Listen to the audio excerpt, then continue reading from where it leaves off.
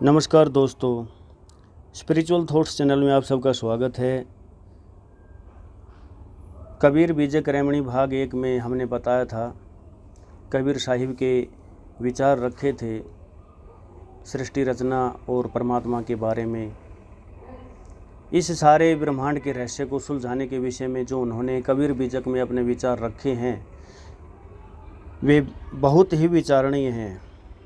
ये सबसे प्रामाणिक और मूल ग्रंथ है कबीर बीजक, जिसमें कबीर साहिब ने जितने भी अंधविश्वास हैं उनके ऊपर कड़ा प्रहार किया है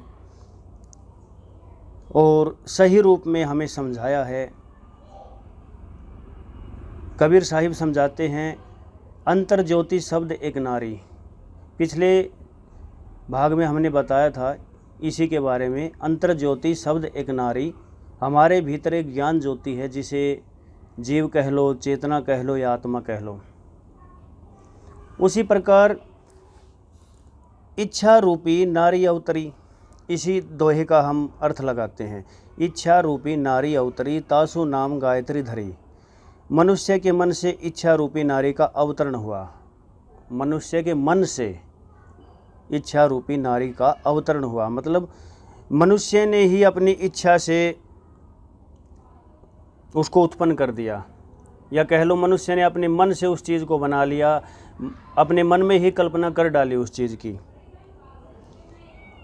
और उस इच्छा रूपी नारी का नाम गायत्री रखा। तासु नाम, उसका नाम गायत्री धरी, गायत्री रखा।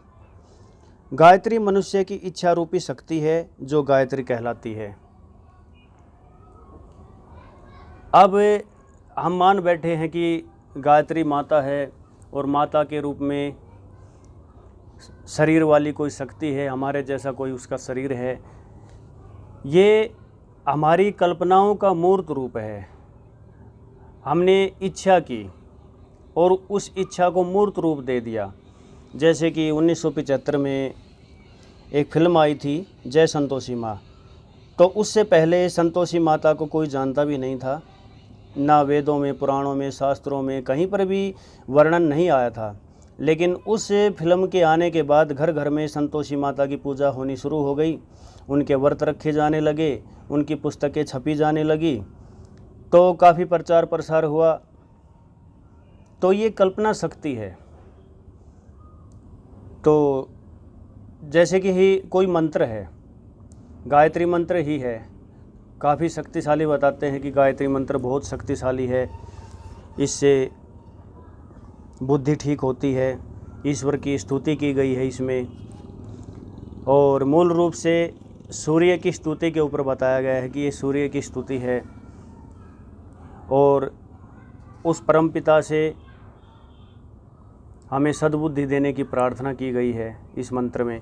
लेकिन एक बात आप ये देखो, कोई भी शब्द मंत्र तब बन जाता है जब उसको बहुतायत में जपा जाता है। लाखों सालों से, हजारों सालों से जब किसी मंत्र को बहुतायत में लोग जपते हैं, उसको हमेशा जपते रहते हैं, तो वो शब्द मंत्र बन जाता है। और देखो, वो मंत्र फिर काम भी करने लगता है।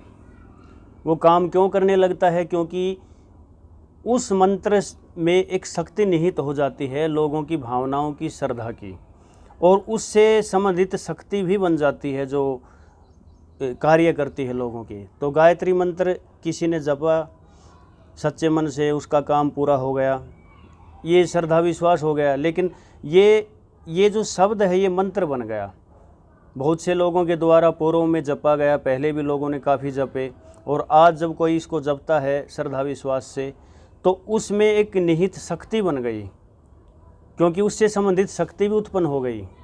कोई भी मंत्र है, जैसे राम है या कोई भी शब्द है, उसको जब हम जपते हैं पूरे मनोयोग से, तो एक शक्ति बन जाता है वो मंत्र बार बार जपने से। और वो शक्ति कहाँ से बनती है? वो ब्रह्मांडीय शक्ति ही काम करती है।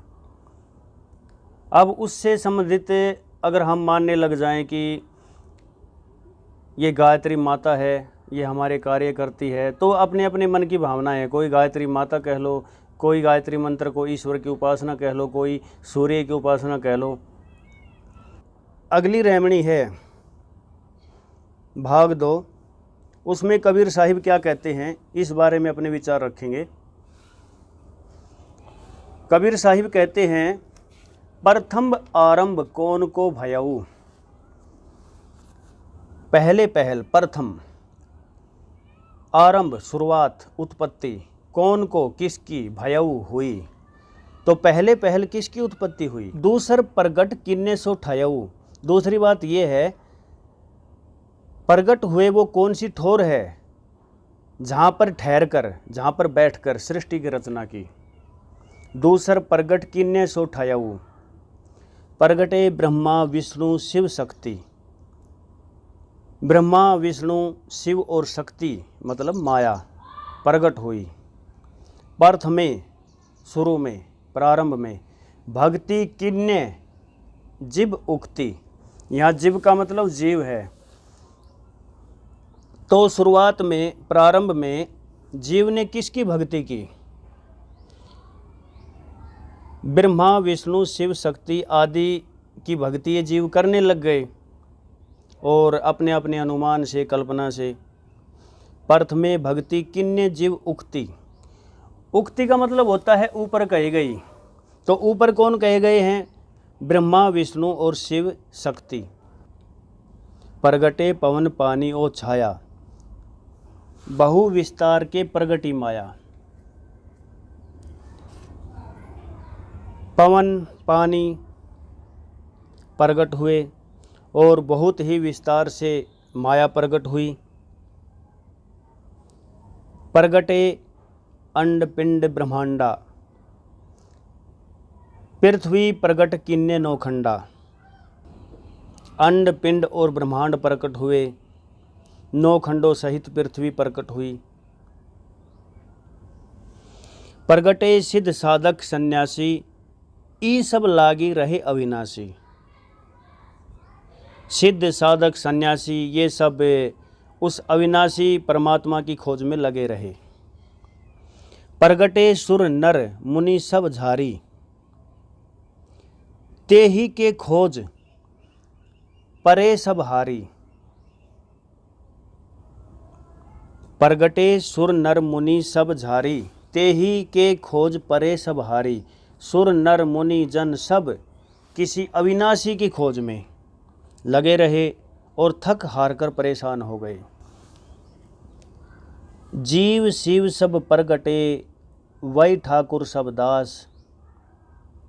इसका मतलब है जीव की कल्पना से शिव आदि प्रकट हुए, ब्रह्मा विष्णु शिव आदि देव की कल्पना प्रकट हुई।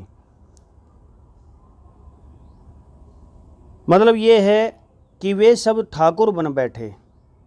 जीव शिव सब प्रगटे, वही ठाकुर सब दास। वे सब ठाकुर बन बैठे, वे सब स्वामी बन बैठे और कल्पना करने वाले जीव उनके दास बन बैठे।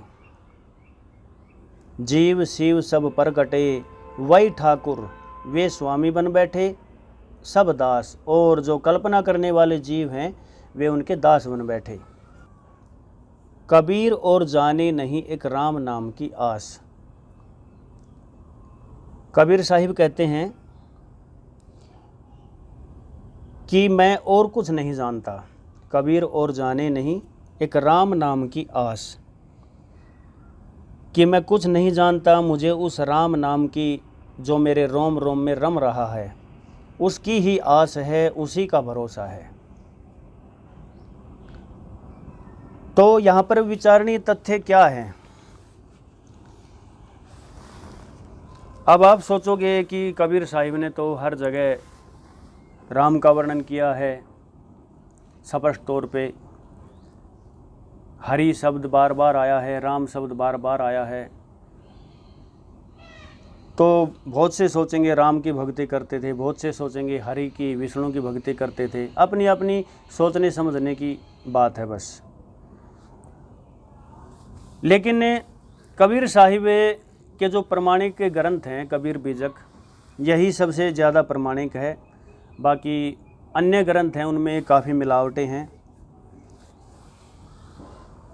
तो कबीर साहिब ने जो ये बातें बताई हैं इन बातों से बहुत से सहमत नहीं होंगे, लेकिन जो समझना चाहते हैं वो समझ गए होंगे इन बातों को कि कबीर साहिब क्या कहना चाहते हैं। कबीर साहिब सीधी सी बात यही बताना चाहते हैं कि जो जीव अपने मन से, अपनी कल्पना से जिन चीज़ों को मान बैठा है, उनका एक आकार बना लेता है, एक मूर्त रूप, एक मनुष्य के रूप में या किसी भी रूप में उनको मान बैठा है और फिर उनकी भक्ति करने लग जाता है। और हद की बात देखो कि उस जीव के मन की शक्ति के कारण, श्रद्धा विश्वास के कारण, या कह लो ब्रह्मांडीय शक्ति के कारण जो उस जीव से जुड़ गई है, उस जीव के काम भी बनने लग जाते हैं। हाँ, ये हो सकता है कि असलियत में जैसे राम उत्पन्न हुए, बिल्कुल सच बात है, कोई इसको कपोल कल्पना माने तो माने, लेकिन हुए उत्पन्न। शिव भी उत्पन्न हुए, लेकिन क्या जो शिव उत्पन्न हुए, शिव पार्वती, महादेव पार्वती, क्या वे वही शिव हैं? ब्रह्मा, विष्णु, महेश या शिव, क्या वे वही हैं मनुष्य के रूप में जो पूरी सृष्टि का संहार करते हैं? अन्य नाम नहीं हो सकते, लेकिन मानते हैं उन्हीं को। कोई किन्हीं को मानता है, कोई किन्हीं को मानता है। तो समझने की बात है, ब्रह्मा, विष्णु, महेश, कोई इनको वैज्ञानिक तथ्य में किसी तरह मानने लगता है कि अगर हम इनको कहें कि ये 3 शक्तियां हैं, इलेक्ट्रॉन, प्रोटॉन, न्यूट्रॉन, वैज्ञानिक तथ्य के आधार पे, लेकिन अगर कोई माने कि 3 शक्तियां हैं, ब्रह्मा, विष्णु, महेश, वो प्रगट रूप में हैं, वो हैं, तो ठीक है, ये जीव का अनुमान हो सकता है, ये कल्पना हो सकती है।